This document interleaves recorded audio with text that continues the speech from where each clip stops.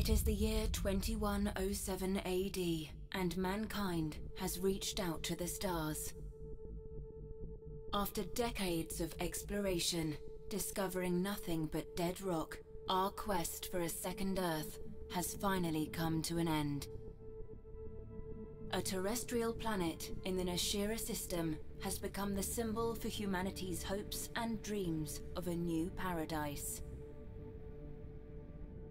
The most powerful factions, distinct in their ideologies and beliefs, have sent expeditionary forces to stake their claim to this new world.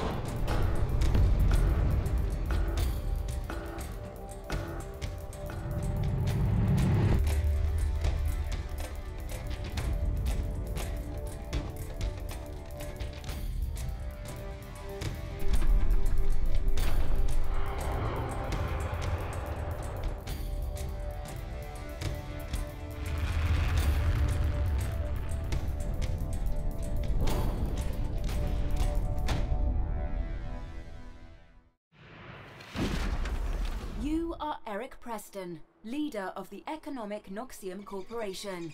Your people... I'm just gonna skip all of that. Don't really want to waste time. And yeah, hello everyone and welcome to Pandora First Contact. I'm gonna be doing a let's play on this. This is an awesome new game that has recently come out. Not in the recent month, I believe a few months ago, like back in April, or was it May?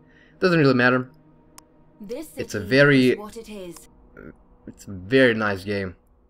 I've played a lot of it, and well, it's a lot like Civ. I really like Civ. This is why I like this as well. Basically, you found a new planet which you can colonize, which supports life, and you can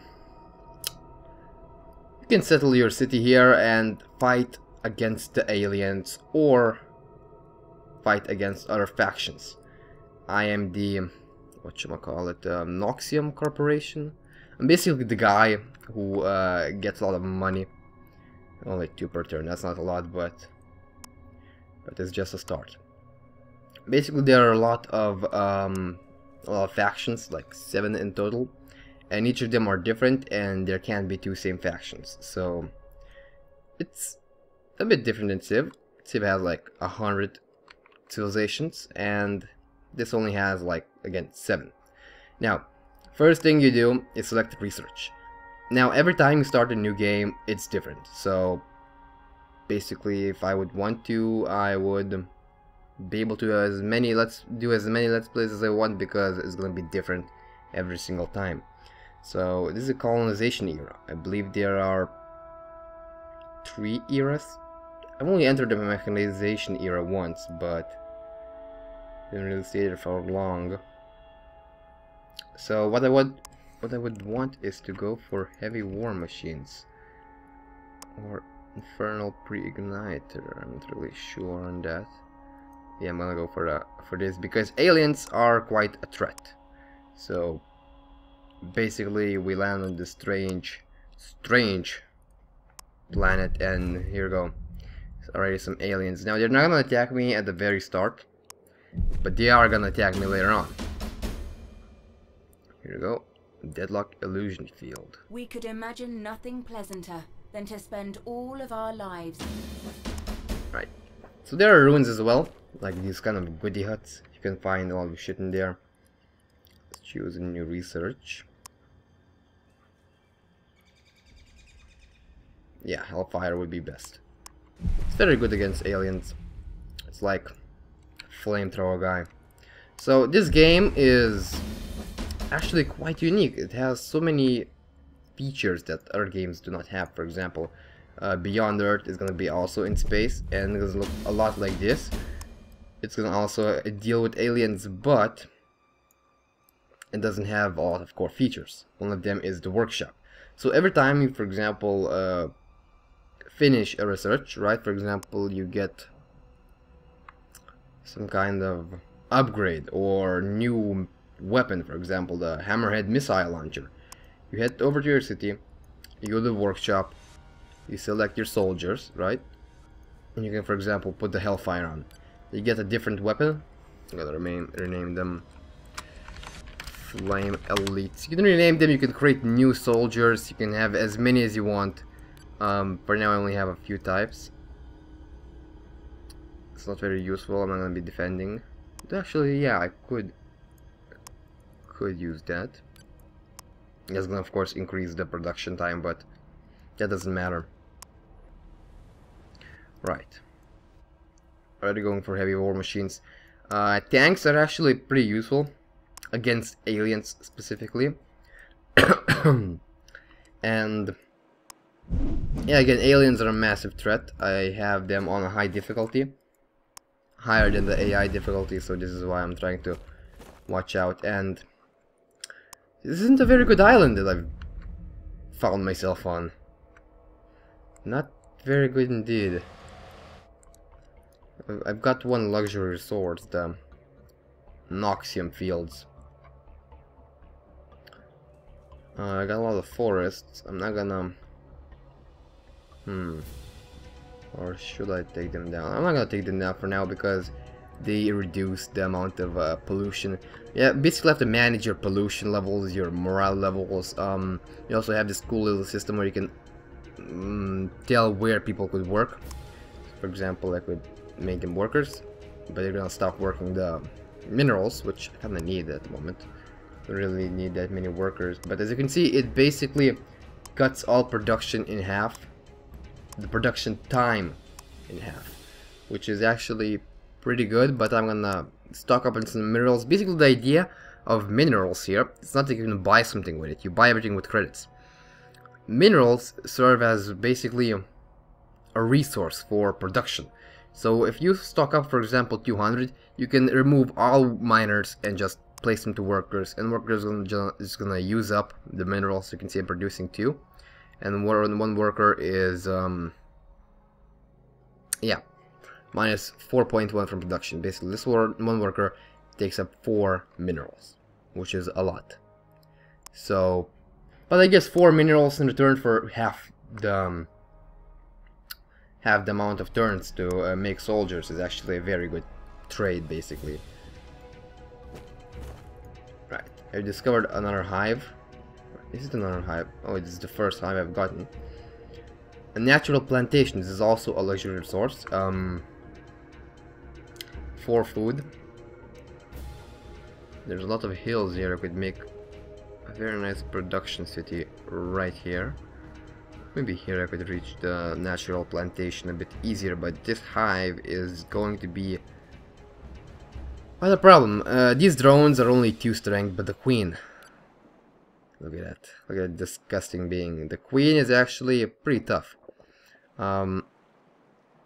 Heals all units in territory instead of only itself. That's bad. It heals the whole hive, which is not good for me. Has needles. Yeah, this is why I need tanks, because minus 25 power versus mechanical units, because tanks are mechanical units and my soldiers are biological units. So there's also a distinct little system here. Right. I'll make some more soldiers. I believe my city has grown, which gave me another worker. Now I can use miners, mine this awesome Noxium Field mountain, I guess. Yeah, it's on the mountain.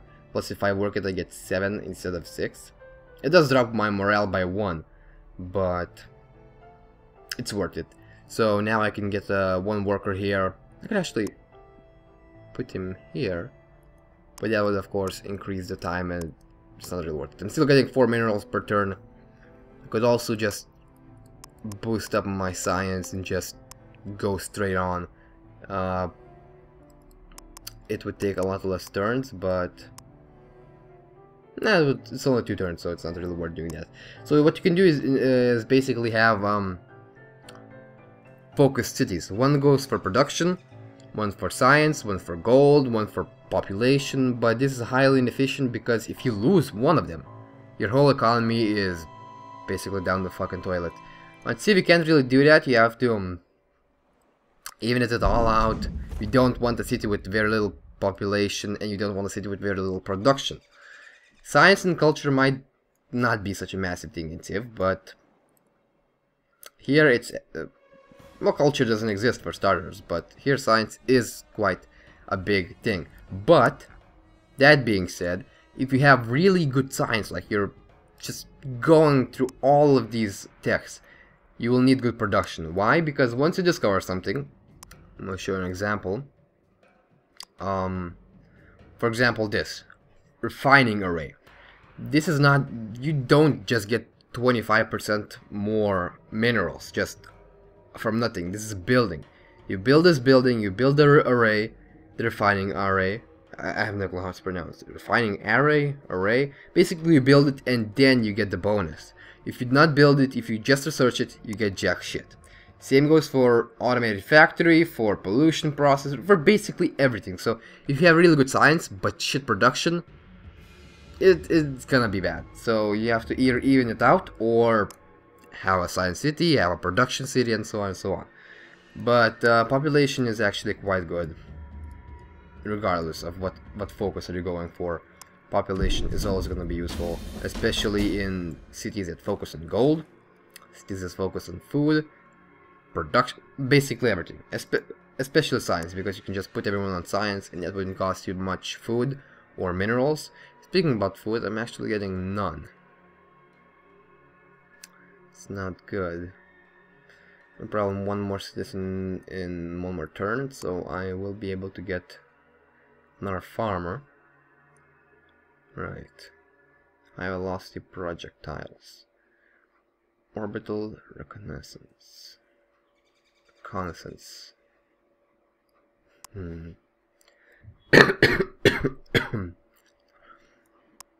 Oh, here we go. Cultivation facility. This is what I want. 25% more food is quite useful, to say the least. Let's move this guy back. Yeah, I'm just gonna explore. Right, so I believe my little farmer, my worker, is done, and now I can build tanks as well. So you can see they look pretty shit because this is the very first model of it. They're gonna be higher tier tanks, but there's also gonna be more armor. Armor doesn't really change the look, neither do devices, but guns do. As you can see with this guy, a gun does change. Well, just the gun, I guess. If you want to change the look, you have to go up a tier. Armor does add some effects. You can get more strength, more power, and take out more aliens, or fuck, more people, I guess, if you want to go for that. Many turns, and be 5 turns. I really want to spend 5 turns. It's actually a very good device, but at the cost of 25% more production, it's not that good, I guess. Don't really need that much defense. I'm gonna be attacking. I'm gonna be on the offense when aliens rise up against my tyranny. Yeah, basically the whole look changes when I get a new weapon. I'm not gonna get a new weapon anytime soon, I think. Guided, yeah, hammerhead missile launcher. Anti-armor warheads. As you can see, a lot of awesome stuff is here. As you can see, I can't see text here, but I can see text here. So basically, they're hidden. Stock exchange would be useful, to say the least. A long tom, basically an artillery weapon. Colonization fervor. I have to quench my thirst for colonization by building a new city. Building cities is also essential, because once your city gets a lot of population, it's gonna have a lot of pollution, and not gonna have enough habitats. So you're gonna have a lot of slums in your city. Okay, my turn. Hot springs discovered. Oh, 4 morale. That's useful. I could build a city somewhere here if the alien presence is not as strong there. I doubt it. Those fuckers are everywhere.